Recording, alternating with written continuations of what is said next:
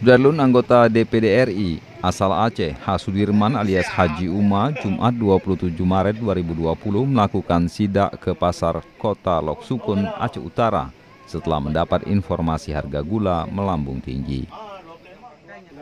Berdasarkan laporan yang diterima Haji Uma, sejumlah pasar di Lok Semawe dan Aceh Utara harga gula mencapai Rp28.000 per kilogram. Kenaikan harga gula menyebabkan masyarakat mengeluh. Persoalan ini diduga karena sedang mewabahnya virus corona dan ada pihak yang memanfaatkan situasi tersebut. Terhadap masukan dari masyarakat, kita turun langsung ke lapangan, koordinasi dengan Kapolres. Kita harapkan besok harganya sudah sesuai. Walaupun gula tidak semuanya bisa didapatkan, tapi tidak ada istilah kenaikan harga sebenarnya. Kalau memang tidak ada ya tidak ada, kalau memang ada ya ikuti harga yang sesuai lah.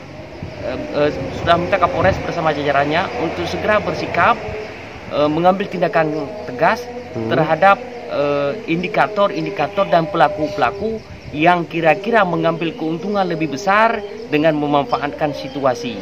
Siapapun orangnya. Dari Lok Sukun, Jafarudin, Serambion TV. Di kampung, tolong jangan dimanfaatkan momen yang sudah kita rasakan musibah bersama ini.